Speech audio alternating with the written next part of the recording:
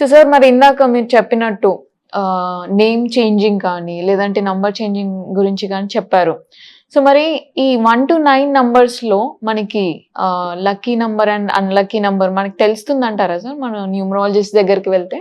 అంటే each and every number ఏదైతే మనం న్యూమరాలజీలో అలొకేట్ చేస్తామో, అంటే ఇప్పుడు ఆస్ట్రాలజీ కూడా everything is related two numbers. Okay. అయితే న్యూమరాలజీలో ఏంటి అంటే ఎలాగైతే ఆస్ట్రాలజీలో ఉంటుందో మనం అక్కడ నుంచి డిరైవ్ చేసినాం కాబట్టి ఒక్కొక్క నంబర్ కి మనం ఒక్కొక్క ప్లానెట్ ని అలొకేట్ చేస్తాం అన్నమాట. గుడ్ నంబర్స్ అనేది ఉంటుంది, బ్యాడ్ నంబర్స్ అనేది ఉంటుంది. అంటే బ్యాడ్ అంటే ఏంటంటే దాని డేట్ ఏదైతే నంబర్ ఉంటుందో దాని పాజిటివ్ కంటే కొంచెం నెగిటివ్ ఇంపాక్ట్ అనేది ఎక్కువ ఉంటుంది.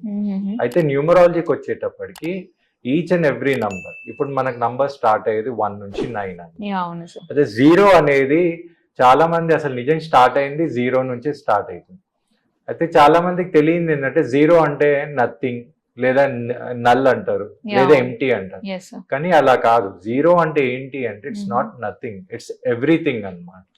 ఎప్పుడైనా గమనించండి, ఇప్పుడు 1 నుంచి 9 అనేది స్టార్ట్ అయినప్పుడు నథింగ్ నుంచి అయితే ఏం స్టార్ట్ కాదు కదా, ఏదైనా ఉంటే దాని నుంచి డిరైవ్ అవుతుంది.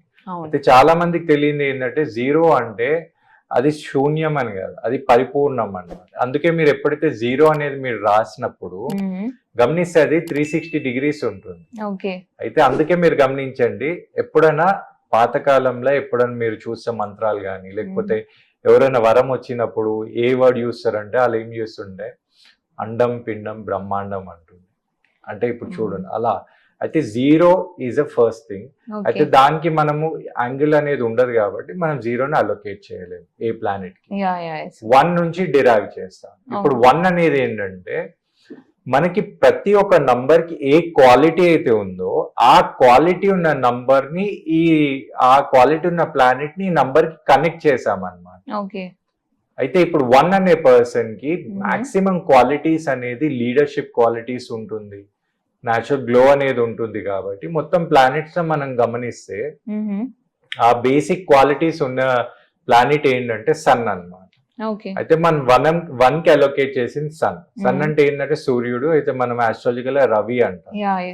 ఇప్పుడు 2 అనేటప్పటికి 2 కి బేసిక్ క్వాలిటీ ఏంటి అంటే సాఫ్ట్నెస్ అన్నమాట. సాఫ్ట్నెస్, ఇంకోటి కొంచెం కైండ్నెస్ కానీ కోల్డ్నెస్. అయితే నంబర్స్ అలొకేషన్ లో మనం తీసుకుంది ఏంటంటే 2 కి మూన్ అంటే చంద్రుడు. ఓకేనా. అయితే 3కి వచ్చేటప్పటికి 3కి ఉన్న మాక్సిమం బేసిక్ క్వాలిటీస్ ఏంటి అంటే హీ కెన్ గైడ్ అదర్స్, వేరేకి మంచి అడ్వైజ్ ఇవ్వగలుగుతాడు, లేకపోతే ఒక మంచి గురు స్థానంలో ఉండే ఛాన్సెస్ ఎక్కువ ఉంది. కాబట్టి ఆ బేసిక్ క్వాలిటీస్ ఏ ప్లానెట్ కి ఉంది అని చూస్తే మనము ఇచ్చింది గురువు అంటే బృహస్పతికి మనం 3ని అలొకేట్ చేసాం. ఇక 4కి వచ్చేటప్పటికి 4 అనేది బేస్ నంబర్ అంటారు. అయితే 4ని ఏంటంటే న్యూమరాలజికల్ వైజ్ గా మనం అలొకేట్ చేసింది రాహుకి అన్నమాట. రాహు అంటే ఛాయాగ్రహం అంటారు. కానీ ఇంగ్లీష్ లో రాహుని న్యూమరాలజీ వైజ్ మనం తీసుకునేది ఏంటి అంటే యురానస్. అయితే యురానస్ లాగా తీసుకుంటాం.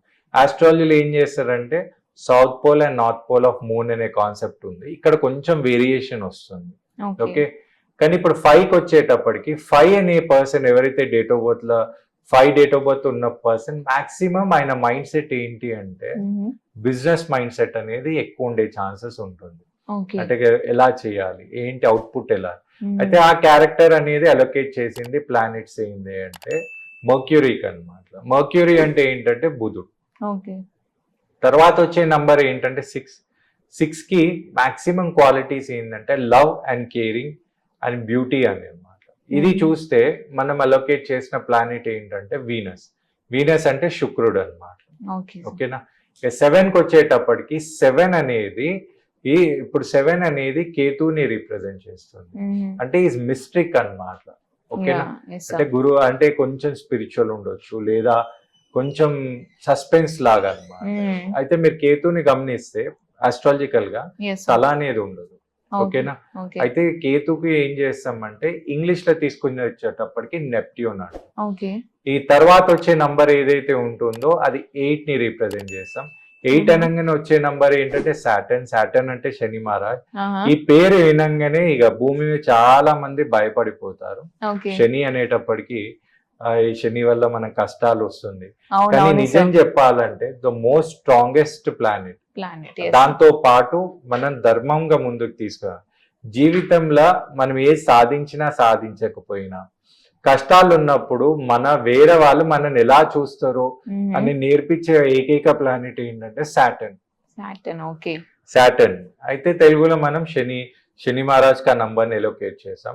ఇక లాస్ట్ ఉండే నంబర్ ఏంటంటే 9. 9 కి ఏంటంటే స్ట్రాంగ్ విల్ పవర్ ఉంటుంది, మొండితనం అనేది ఎక్కువ ఉంటుంది. కాబట్టి లాస్ట్ మిగిలిన ప్లానెట్ ఏంటి అంటే మనకి కుజుడు అన్నమాట. కుజుడు అనేటప్పటికి మనం మార్స్ అనొచ్చు.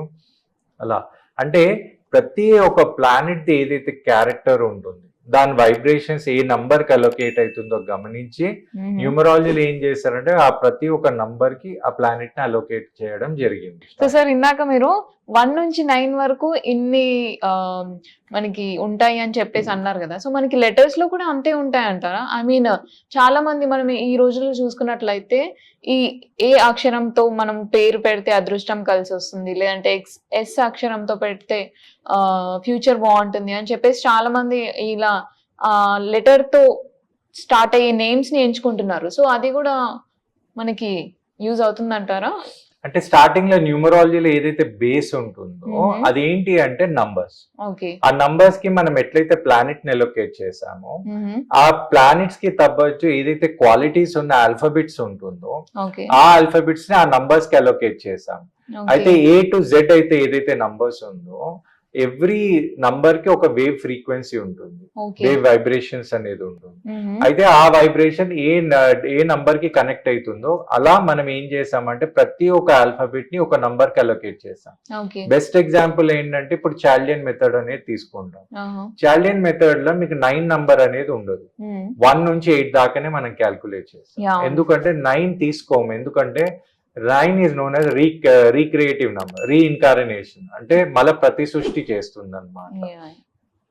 అయితే ఇప్పుడు 1 అనేది తీసుకున్నప్పుడు చాల్డియన్ లో 1 కి అలొకేట్ చేసిన ఏ ఆల్ఫాబెట్స్ ఏంటంటే AIJQY. ఓకే. 2 కి మనం అలొకేట్ చేసిందంటే BKR. 3 కి మనం అలొకేట్ చేసిన నంబర్ ఏంటంటే CGLS. ఓకే. సో మనకి నంబరింగ్ తో పాటు ఆ లెటర్స్ అనేది కూడా లింక్ అయి ఉంటుంది. అలా ఉంటుంది. అయితే 4 కి వచ్చేటప్పటికి DMT ని మనం 4 కి అలొకేట్ చేసాం. ఇప్పుడు 5 కి మనం ఏం చేసామంటే EHNX. ఓకే. 6 కి వచ్చేటప్పటికి UVW అనేది 6 కి అలొకేట్ అవుతుంది. 7 కి వచ్చేటప్పటికి OZ అనేది అలొకేట్ చేసాం. 8 కి FP అనేది చేసాం. అయితే మీ క్వశ్చన్ లో ఏదైతే ఏ తో స్టార్ట్ అయితే లక్ వస్తుంది, ఎస్ తో స్టార్ట్ అయితే లక్ వస్తుంది అంటే మీరు గమనిస్తే ఏ అనేది 1 కి అలొకేట్ అయింది. అయితే 1 అనేటప్పటికి అది మళ్ళీ రిప్రజెంట్ చేసేది సన్ అన్నమాట. అయితే ఎవరైతే ఏ తో ఉన్న వాళ్ళు, example let it be Amitabh Bachchan కానివ్వండి, ఐశ్వర్య రాయ్ కానివ్వండి, లేదా ఇలా మీరు తీసుకుంటే ఆ ఏ అనేది వాళ్ళ స్టార్టింగ్ ఆల్ఫాబెట్ కాబట్టి వాళ్ళకి ఛాన్స్ అంటే సంధి పవర్ వచ్చే ఛాన్స్ ఉంది, కాబట్టి వాళ్ళకి ఒక మంచి స్కోప్ ఉండే ఛాన్సెస్ ఉంది. కానీ మీరు ఎస్ కి వచ్చేటప్పటికి మనం చాల్డియన్ మెథడ్ లో తీసుకునేటప్పుడు ఎస్ అనేది 3 కి అలొకేట్ చేస్తారు. కానీ ఎస్ అనేది చాలా మందికి సక్సెస్ ఎందుకు ఇస్తుంది అంటే మీరు A to Z ఆల్ఫాబెట్స్ లో తీసుకుంటే ఎస్ అనేది 19th ఆల్ఫాబెట్. 19th అన్నప్పుడు మళ్ళా 1+9 అనేటప్పటికి 1 వస్తుంది. ఎస్ అనేది అలా సపోర్ట్ చేస్తుంది. దాంతో పాటు ఎస్ అనేది 3 ని సపోర్ట్ 3 కి తీసుకుంటాం కాబట్టి వాళ్ళకు కూడా రిజల్ట్స్ వచ్చే ఛాన్సెస్ ఎక్కువ ఉంది అనేది చాలా మంది నమ్ముతారు.